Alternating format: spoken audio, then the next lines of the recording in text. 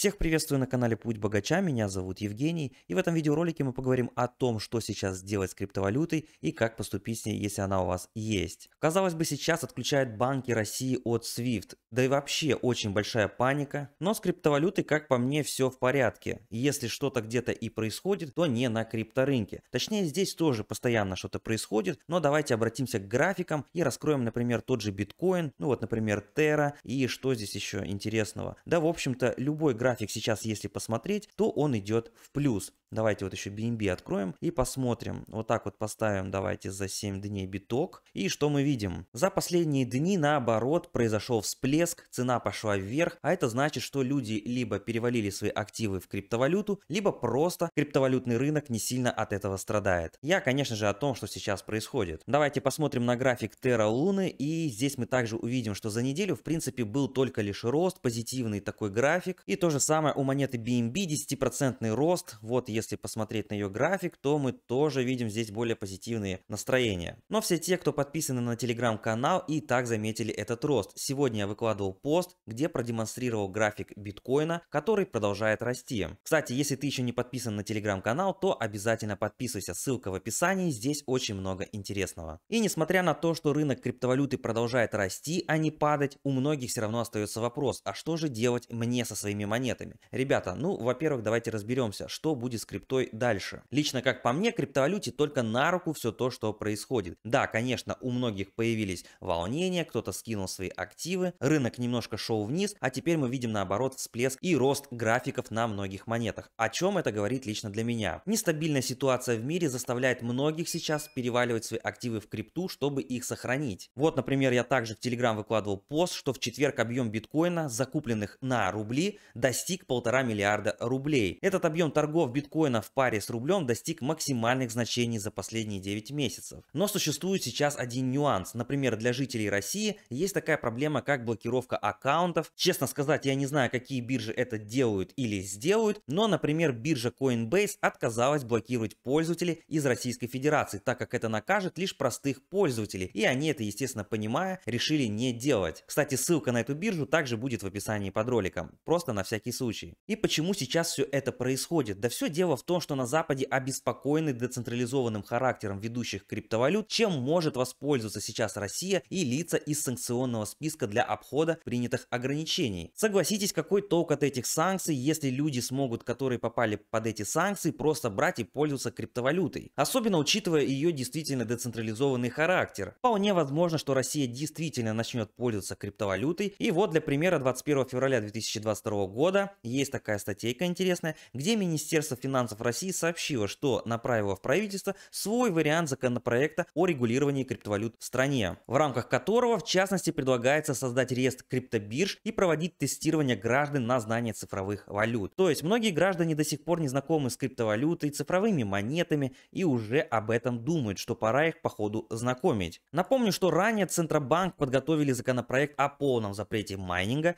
и обращения криптовалют. Но, как вы видите, ситуация в мире меняется и приходится подстраиваться под эти санкции. Что важно понимать, на данный момент цифровые валюты по-прежнему запрещены в качестве средства платежа на территории России и лишь рассматриваются только в качестве инструмента для инвестиций. Предлагается создать специальный реестр операторов, которые могут заниматься оборотом цифровых валют. Иностранные криптобиржи для получения лицензии должны будут зарегистрироваться в России. Все это говорит о том, что полностью запрещать они как бы вроде и не хотят, но регулировать все хочется. Об этом свидетельствует и следующий пункт, где для любой операции с криптовалютой нужно будет пройти идентификацию. Ввод и вывод криптовалюты от клиента оператору и наоборот будут возможны только через банки с использованием банковского счета. А перед покупкой криптовалюты гражданам придется проходить онлайн-тестирование, которое проверит их знания о специфике и рисках этих операций. Здесь, наверное, речь идет о том, что предлагает нам Binance. Имеется в виду видеоролик, быть может, и какой-то мини-тест. Вряд ли с каждым лично возможно будет провести онлайн-тестирование, особенно если учесть то, что это придется сделать одновременно. А успешные итоги теста дадут возможность вкладывать в цифровые валюты до 600 тысяч рублей ежегодно. Сумма, конечно, не очень большая, но для простого обычного рядового гражданина, я я думаю, в принципе, это нормально. Отрицательный инструмент ограничит предварительный размер вложений до 50 тысяч. Интересная тут такая поправочка есть также, что квалифицированных инвесторов и юридических лиц эти требования не коснутся. Биржи будут обязаны отделять цифровую валюту, принадлежащую им, от цифровой валюты участников торгов. На криптовалюту граждан и юридических лиц не распространяется взыскание по долгам оператора торговой платформы. Что же касается обменников и бирж, они будут обязаны вести реестры с указанием адресов, идентификаторов каждого обладателя цифровых валют. И на данный момент 600 тысяч рублей это примерно 0,2 биткоина. Как вы видите, с криптовалютой все более-менее в порядке. Ее не то что сливают сейчас, ее наоборот рассматривают как альтернативу санкциям. Более того, вы видели, что графики растут, поэтому более актуальный вопрос не что покупать или когда продавать, а где хранить свою криптовалюту. И поскольку многие биржи действительно могут сейчас заблокировать аккаунты российских пользователей, в своих предыдущих роликах я вам говорил, что нужно купить Ledger. И кто это сделал заранее, тот молодец, потому что теперь купить его с официального сайта я даже не знаю, представляется ли возможным, поскольку воздушное пространство заблокировано. Ну а как будет работать почта дальше, совсем неизвестно. Может быть, поездами будут возить, а может быть и не будут тоже. В общем, так или иначе можете зайти и попробовать его купить, либо еще лучше я бы что на вашем месте сделал,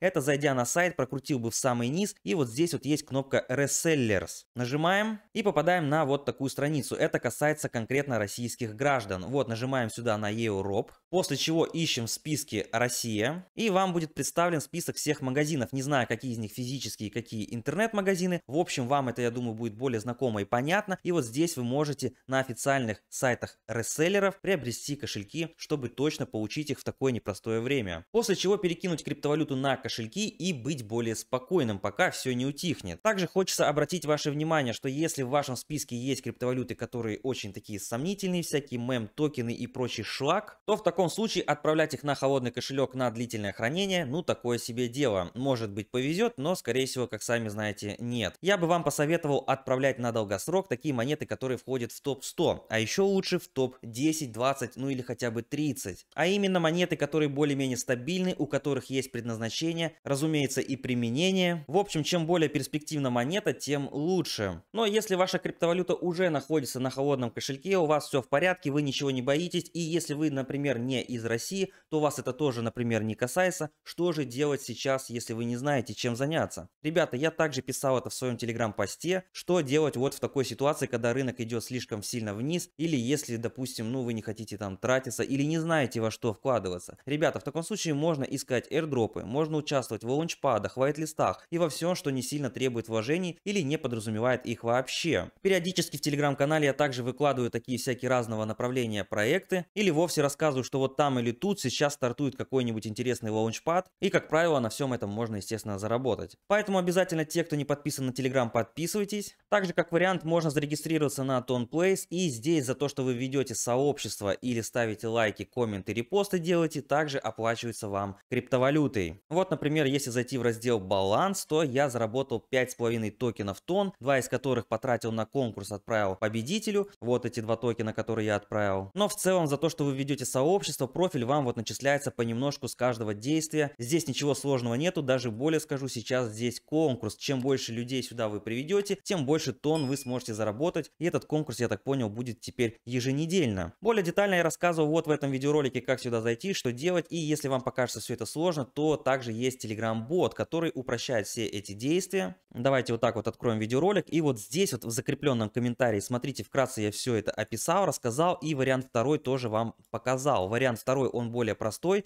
Через бота в Telegram можно совершить покупку токенов тон и сделать все намного проще. В общем, если вам это интересно, заходите в проект, почему бы нет. Здесь я также вот в принципе создал сообщество, 18 подписчиков здесь уже, ребята, вот собралось. Надеюсь, видео вам было полезным и интересным, вы были на канале Путь Богача, и если нам по пути, то знаете, что делать. Кнопка подписки доступна для всех.